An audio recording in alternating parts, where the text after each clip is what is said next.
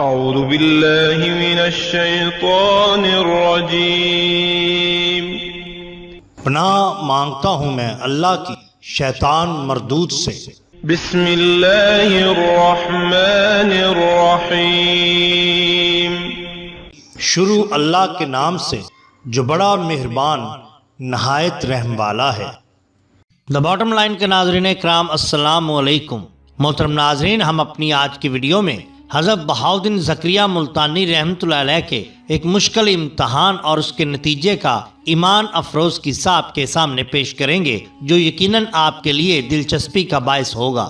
ناظرین کرام، ایام جوانی میں جب حضرت بہاؤالدین زکریا ملتانی مرشد کی جستجو کے لیے گھر سے نکلے تو آپ مختلف مقامات کی سیر و سیاحت کرتے رہے۔ آخر ذوق طلب آپ کو ایک ایسے مرد حق کی بارگاہ میں لے گیا جو برسوں سے بھٹکے ہوئے لوگوں کو صراط مستقیم کی طرف بلا رہے تھے۔ یہ تھے مشہور بزرگ اور سلسلہ سہروردیہ کے بانی حضرت شیخ شہاب الدین عمر سہروردی رحمۃ اللہ علیہ۔ جب حضرت بہاؤالدین زکریا ملتانی حضرت شہاب الدین سہروردی کی خانقاہ میں داخل ہوئے اور حضرت شیخ رحمۃ اللہ علیہ کے چہرہ مبارک پر آپ کی نظر پڑی تو بے اختیار آپ کے دل سے آواز آئی، بہاؤالدین، یہی تیری منزل ہے اور یہی تیرا گوہر مقصود۔ کچھ دیر آپ پر جذب کی سی کیفیت طاری رہی، پھر آپ بڑے والہانہ انداز میں حضرت شیخ شہاب الدین عمر سہروردی کی طرف بڑھے اور اس مرد جلیل کے سامنے خم ہو گئے، دست بوسی کی، سعادت حاصل کی اور گلو گیر آواز میں یہ شعر پڑھا: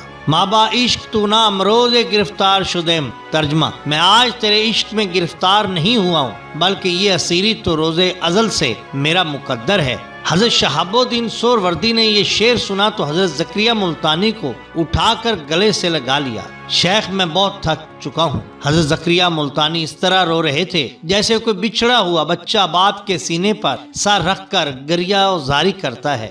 فرزند، ہم بھی تمہارے فراق میں تڑپ رہے تھے۔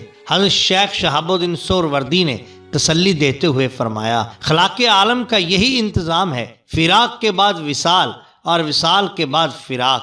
اس کا شکر ادا کرو کہ آسودہ منزل ہو گئے، ورنہ بے شمار لوگ راستے ہی میں پیاسے مر جاتے ہیں۔ آخر حضرت شہاب الدین سہروردی نے اس بے قرار عشق کو اپنے حلقہ ارادت میں شامل کر لیا، جس نے مرشد کامل کی جستجو کے لیے اپنی حیات عزیز وقف کر دی تھی۔ یہ بڑی عجیب بات ہے کہ حضرت شیخ بہاؤالدین زکریا ملتانی رحمۃ اللہ علیہ اپنے پیر و مرشد حضرت شیخ شہاب الدین سہروردی رحمۃ اللہ علیہ کی خدمت میں صرف 17 دن رہے اور وہ تمام فیوز و برکات حاصل کر لیے جو دوسرے مرید 17 سال میں بھی حاصل نہ کر سکے۔ حضرت بہاؤالدین زکریا رحمۃ اللہ علیہ فرماتے ہیں، اس وقت شیخ الشیوخ جو خرقہ زیب تن فرمائے ہوئے تھے اپنے جسم مبارک سے اتار کر میرے سر پر رکھ دیا، پھر اپنا وہ مصلی جس پر پیر و مرشد عمر بھر مصروف عبادت رہے، وہ خرقہ جو حضرت سیدنا علی کرم اللہ وجہ الکریم سے حضرت شیخ الشیوخ کو اپنے مشائخ کے توسط سے پہنچا تھا، دونوں اس خاکسار پر فدا کر دی۔ حضرت شیخ شہاب الدین سہروردی رحمۃ اللہ علیہ کے دوسرے مرید جو ایک طویل عرصہ سے ریاستوں میں مصروف تھے، پیر و مرشد کی بخش و عطا کا یہ انداز دیکھ کر حیران رہ گئے۔ شیخ کی موجودگی میں تو کسی کو لب کشائی کی جرت نہ ہو سکی، مگر پس پردہ وہ ایک دوسرے سے شکایتی لہجے میں کہنے لگے کہ کیسی حیرت کا مقام ہے کہ ہم لوگ برسوں سے حضرت شیخ کے آستانے پر دستے طلب دراز کیے ہوئے کھڑے ہیں، مگر ہمارے ہاتھ اور دامن ابھی تک خالی ہیں۔ مگر اس درویش کو دیکھو کہ اچانک آیا اور ایک ہی رات میں معرفت کے خزانوں کا مالک بن گیا، نہ اس نے کوئی ریاضت کی، نہ شیخ نے اسے کوئی مشقت میں ڈالا، پھر یہ سب کچھ کیسے ہو گیا؟ بظاہر حضرت شیخ شہاب الدین سہروردی رحمۃ اللہ علیہ مریدوں کا لہجہ محتاط تھا، مگر در پردہ سب کے سب یہی کہنا چاہتے تھے کہ حضرت شیخ بہاؤالدین زکریا ملتانی خرقہ خلافت کے حقدار نہیں تھے اور پیر و مرشد کی یہ عنایت منصفانہ نہیں۔ صبح حضرت شیخ شہاب الدین سہروردی رحمۃ اللہ علیہ کو اس واقعہ کی اطلاع ہوئی تو آپ نے تمام مریدان خاص کو اپنے حجرہ میں طلب کیا، پھر ایک خادم کو چند کبوتر لانے کا حکم دیا۔ جب کبوتر آ گئے تو حضرت شیخ رحمۃ اللہ علیہ نے وہ سارے پرندے اپنے مریدوں میں تقسیم کر دیے اور خرقہ خلافت کے دعوے داروں کو مخاطب کرتے ہوئے فرمایا، پہلے تم لوگ ان کبوتروں کو ایسی جگہ ذبح کرو جہاں تمہیں دیکھنے والا کوئی نہ ہو، پھر میرے پاس آنا۔ تمام مرید کبوتر لے کر چلے گئے۔ ان مریدوں میں حضرت بہاؤالدین زکریہ ملتانی رحمۃ اللہ علیہ بھی شامل تھے۔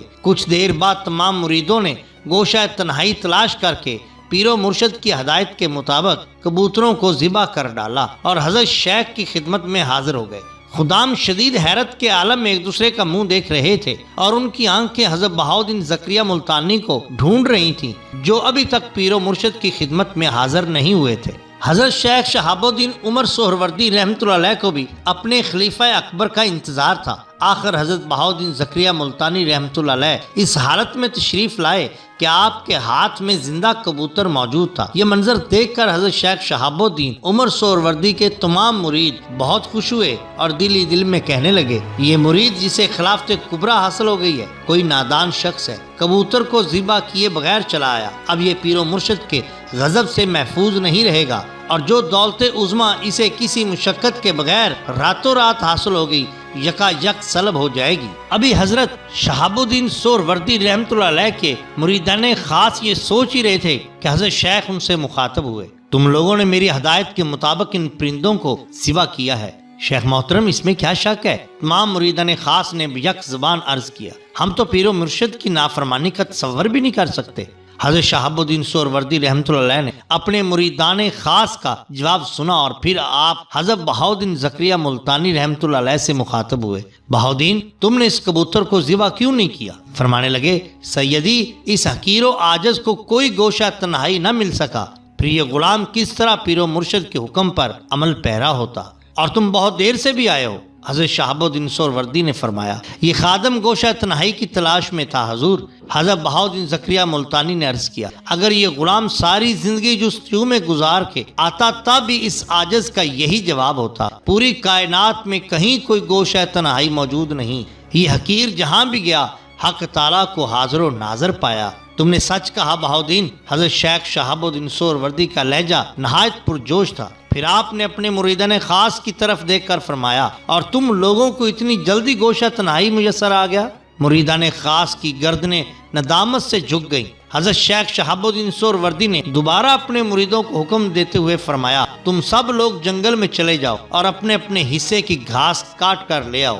اب کی بار مریدان خاص اس راز کو سمجھ گئے تھے کہ جس طرح کبوتر کا ذبح کرنا ایک امتحان تھا، اسی طرح جنگل سے گھاس لانا بھی ایک آزمائش، مگر کسی کے سمجھ میں نہیں آ رہا تھا کہ حکم شیخ میں کون سا نقطہ پوشیدہ ہے۔ الغرض جب سلسلہ سہروردیہ کے تمام درویش جنگل سے واپس آئے تو ان کے ہاتھوں میں گھاس کے گٹھڑ تھے، اس کے برعکس حضرت بہاؤالدین زکریہ ملتانی رحمۃ اللہ علیہ کے پاس سوکھی گھاس موجود تھی۔ حضرت شہاب الدین سہروردی نے اپنے دوسرے مریدوں سے پوچھا، تم یہ ہری بھری گھاس کیوں لائے؟ سرسبز گھاس نظروں کو اچھی لگتی ہے، اس لیے ہم شیخ کے حضور بھی خوبصورت اور پسندیدہ چیز لے کر آئے۔ تمام مریدوں کا کم و بیش ایک ہی جواب تھا، اور بہاؤالدین تم یہ خشک گھاس کس لیے اٹھا لائے؟ آخر میں حضرت شہاب الدین سہروردی رحمۃ اللہ علیہ نے اپنے خلیفہ اکبر سے دریافت کیا۔ فرمانے لگے، سیدی جنگل میں ہری گھاس کی کمی نہ تھی، مگر میں جہاں بھی گیا اسے یاد الہی میں مصروف پایا۔ حضرت بہاؤالدین زکریہ ملتانی نے عرض کیا، مجھے اچھا نہیں لگا کہ اسے یاد الہی سے محروم کر دوں، چونکہ خشک گھاس ذکر الہی سے فارغ تھی، اس لیے اسے کاٹ کر پیر و مرشد کی خدمت عالیہ میں پیش کر دیا۔ تمام مرید حیران و پریشان تھے۔ اپنے خلیفہ اکبر کا جواب سن کر حضرت شیخ شہاب الدین سہروردی رحمۃ اللہ علیہ نے تبسم فرمایا اور پھر دوسرے مریدوں سے مخاطب ہوئے، اب تم لوگوں کی سمجھ میں آیا کہ بہاؤالدین کو خلافت کبریٰ کیوں دی گئی ہے؟ تمام مرید حیران و پریشان تھے۔ انہیں حضرت شیخ بہاؤالدین زکریہ ملتانی رحمۃ اللہ علیہ کے ذہن کی رسائی اور نقطہ آفرینی کا اندازہ تو ہو گیا تھا، مگر وہ پیر و مرشد کے سوال کا جواب دینے سے قاصر تھے۔ آخر کچھ دیر بعد حضرت شیخ شہاب الدین سہروردی نے معرفت کے اس راز کی عقدہ کشائی کرتے ہوئے فرمایا، مرید پر لازم ہے کہ وہ مرشد کے فیصلے سے اختلاف نہ کرے اور اپنے دل و دماغ کو اندیشوں کے غبار سے آلودہ نہ ہونے دے۔ دوستو، تم سب گیلی لکڑی کی مانند ہو جس پر آگ جلدی اثر نہیں کرتی، اسے جلانے کے لیے شدید محنت درکار ہوتی ہے، مگر بہاؤالدین ملتانی سوکھی لکڑی کی طرح تھا کہ ایک ہی پھونک میں بھڑک اٹھا اور عشق الہی کی آگ نے اسے اپنی لپیٹ میں لے لیا۔ محترم ناظرین، اگر آپ کو ہماری یہ ویڈیو پسند آئی ہو تو لائک کیجئے، سبسکرائب کیجئے ہمارے چینل دا باٹم لائن کو، تاکہ ہم آپ کے لیے اور بھی بہترین ویڈیوز لا سکیں۔ اپنے دوستوں کا، گرد و نواح کے لوگوں کا بہت خیال رکھیے۔ اللہ اور اللہ کے رسول صلی اللہ علیہ وآلہ وسلم سے بہت بہت محبت کیجیے۔ آپ کا بے حد شکریہ۔ اللہ حافظ۔